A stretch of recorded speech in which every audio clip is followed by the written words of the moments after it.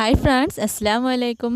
കുറച്ചധിക ദിവസമായി വീഡിയോസൊക്കെ ഇട്ടിട്ട്. അത് വേറെ ഒന്നും കൊണ്ടല്ല, നമ്മുടെ വീട്ടിൽ വന്നു കഴിഞ്ഞാൽ പിന്നെ നമുക്കൊരു വേറെ രീതിയാണല്ലോ. കുറച്ച് മടിയും അലസതയും ഒക്കെ കൂടുതലായിരിക്കും. അപ്പോൾ എൻ്റെ കണക്കുള്ളവരാണെങ്കിൽ നിങ്ങളും കൂടെ ഒന്ന് കമൻ്റ് ഇട്ടേക്കണേടാ. പിന്നെ ഈ പ്രസവിച്ച് കിടക്കുന്ന വീടും കൂടെ ആയതുകൊണ്ട് ആൾക്കാർ കാണാൻ വരലും പിന്നെ ഈ 4 പേരെ മേയ്ക്കുന്നതും അതാണല്ലോ ഏറ്റവും വലിയ ജോലി. ഇവർ 3 പേരും ഈ അക്ഷമയോടെ കാത്തിരിക്കുന്നത് നമ്മുടെ ബേബിയെ കുളിപ്പിക്കുന്നതാണ് കേട്ടോ. ഇപ്പോൾ അവർക്ക് അതൊക്കെ ഒരു കൗതുകമാണല്ലോ.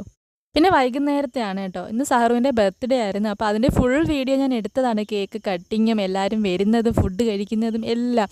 പക്ഷേ എനിക്കൊരു അബദ്ധം പറ്റി. എൻ്റെ കയ്യിൽ നിന്ന് അത് മിസ്സായിപ്പോയി.